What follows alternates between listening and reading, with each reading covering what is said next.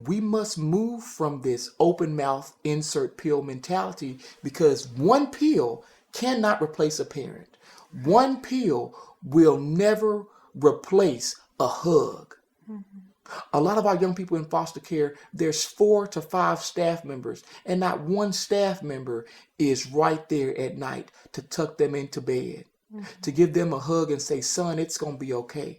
But what you find is staff members with a cart pushing pills so they can take their nighttime medication.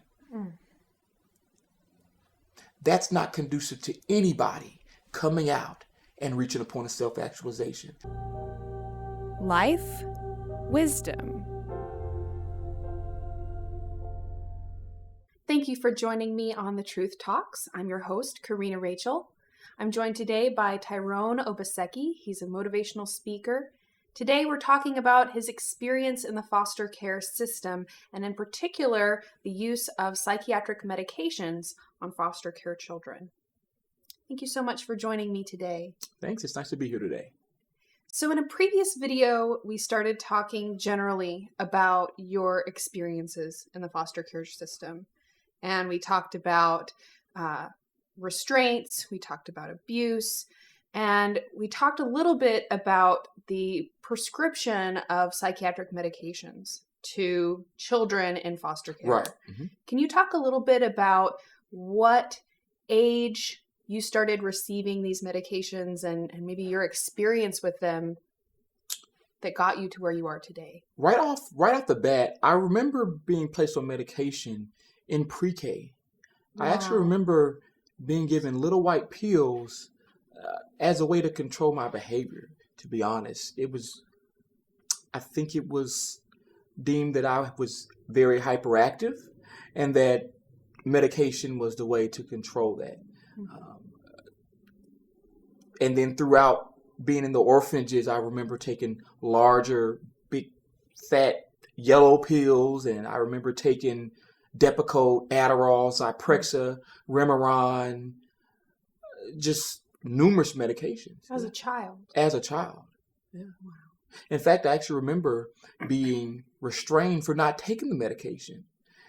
And no child really wants to take that type of medication because it curbs the appetite sometimes, in which not eating can also affect the behavior. Mm-hmm. So it's like a cycle of abuse. Yeah, certainly. Now, so you were in pre-K, so most kids from their childhood remember playing with toys or playing with dolls, playing outside, but your memory is taking these medications. How did they make you feel? Can you think back to when you were a child, and do you have any recollection mm-hmm. of how those drugs actually made you feel? It made you feel lethargic. As I said, it made you not want to eat. Oftentimes you would have cold flashes. You felt drugged, mm-hmm. And I didn't like it, period.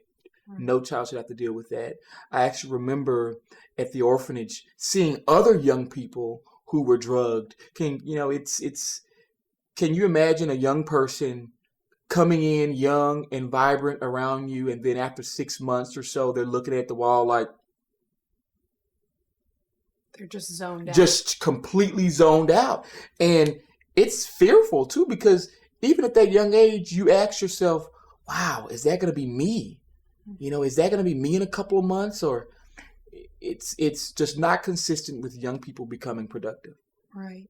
And so for you, the initial prescription of these medications was for behavioral control, that you were yes. too hyperactive. Right. It's all to ensure that you're nice and docile. Because if we really want to change how our young people are acting, we would look at the root and not bandage the issues with a topical solution such as Adderall mm-hmm. and Ritalin.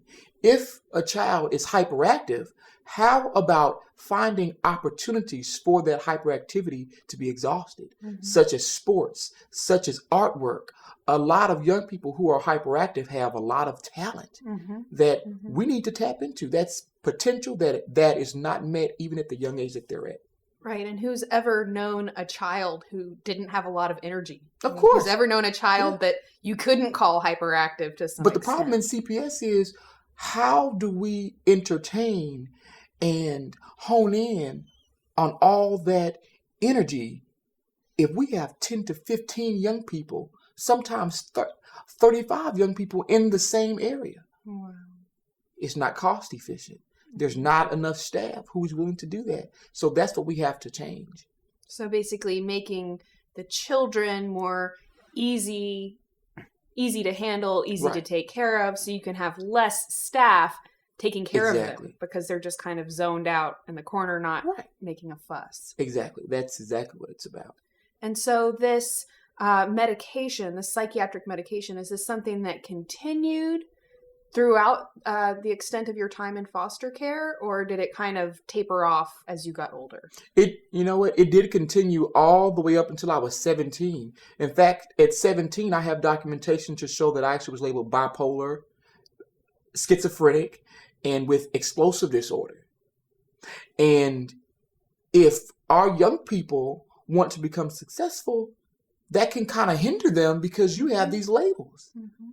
No one's going to hire you on with the FBI if they can look back and see that you were labeled schizophrenic or bipolar. Mm-hmm. So a lot of young people, I do remember asking their caseworkers, well, how come I'm taking this medication? Oh, well, it's because you have a chemical imbalance. Instead of dealing with the issues, they automatically assume that due to the trauma that the young people face before entering CPS, that there's something with their cognitions and their mental capabilities. Wow. Now, we've probably exhausted the topic of the chemical imbalance on this channel, pointing out that there is no biological proof of this so-called chemical imbalance or biological cause of these different emotions and behaviors and things like that. So at this point in your life, I mean, those labels that you received, really, it's nothing more than a label. There's no way to prove that you have any of those so-called disorders or anything like that. So once you got out of the system, were you able to just kind of, go off of the medications and, kind of maybe disband of those labels? I stopped taking the medication at 17. I just stopped taking them. Once I aged out of foster care, I stopped taking them and I started focusing on my goals. Mm-hmm. And the truth is that the government will always have access to your records. Certain jobs I will not be able to get because they're able to look back at what happened through CPS. Mm-hmm. Wow. Yeah. And, what's maybe most alarming is that, I've done several interviews with another woman named Gwen Olson who has background working in the pharmaceutical industry, but then she also served as a CASA for a while, helping with children in the foster care system. And she was immediately, disillusioned, I guess you could say, in seeing the prevalence with which these psychiatric labels and psychiatric medications were just being given so rampantly to all of these different children. It's a quick fix.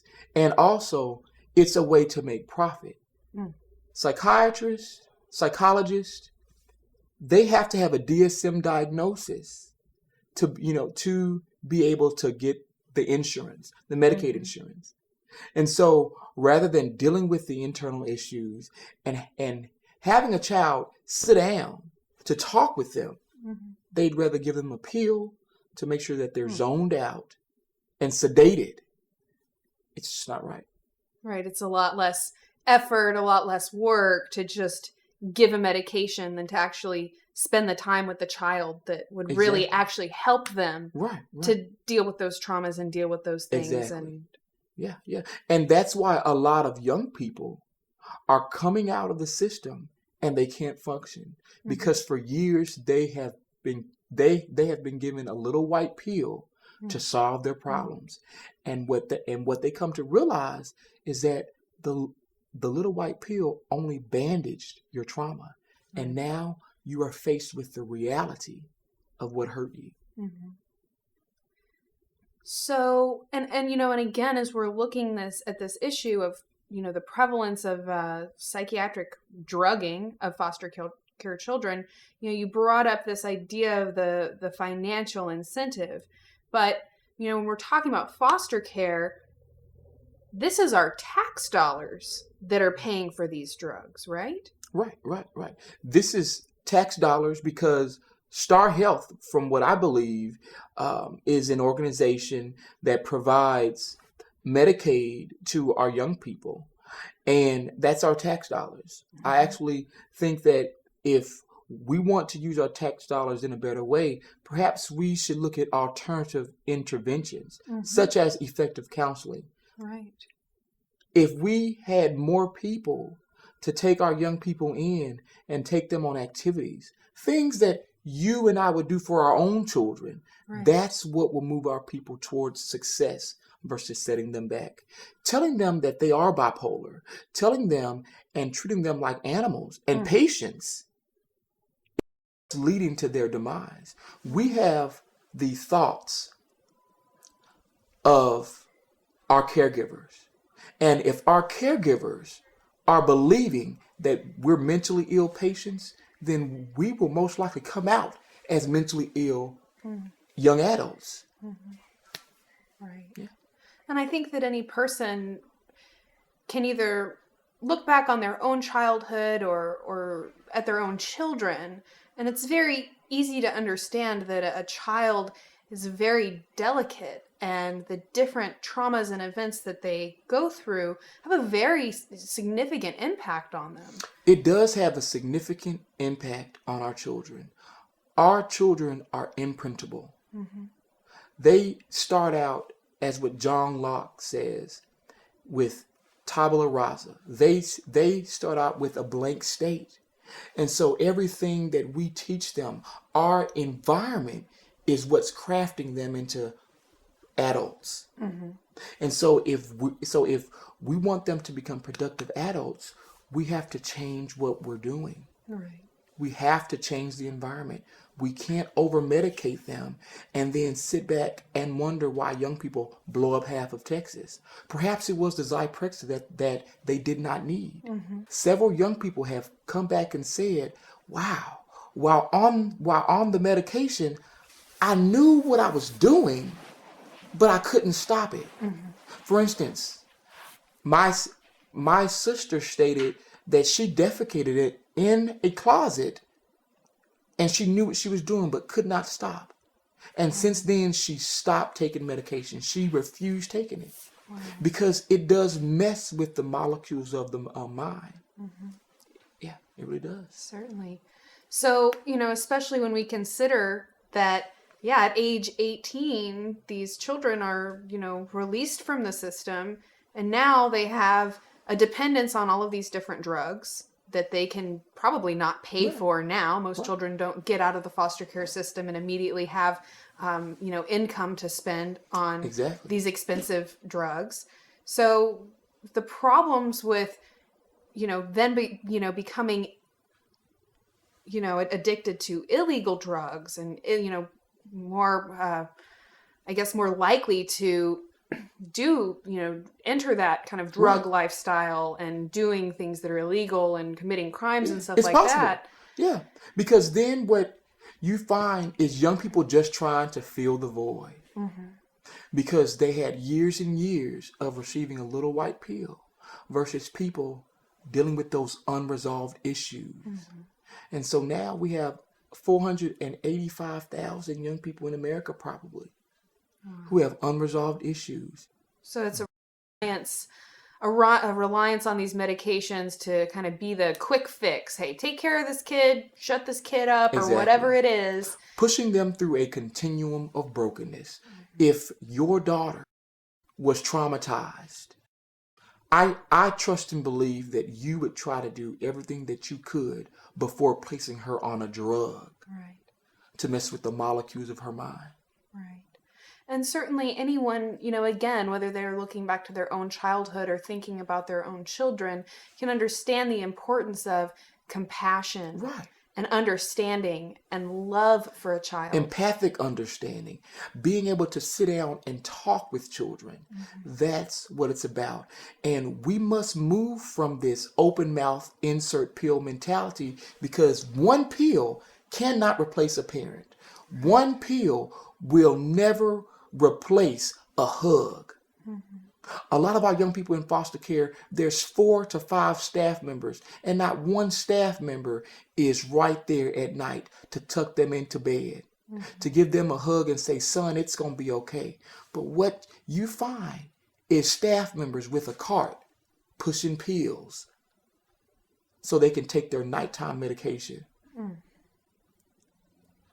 That's not conducive to anybody coming out and reaching a point of self-actualization. And that's why we have a lot of young people who aren't graduating, because they're trying to manage all these unresolved issues. Right. What if we change the environment, infiltrated and used different techniques to get young people to reach a point of catharsis and to just open up? And heal of that trauma. Let that trauma go. We've done so many videos on our channel about trauma and, you know, how important it is that we do bring our trauma up and talk through it and get through it with someone, and don't continue bottling it up, covering it up with a pill, taking this kind of a thing. Exactly. And this is happening rampantly all in over the foster America. care children. All over America. How can we change the internal verbalizations of our young people? We can't do that with the pill.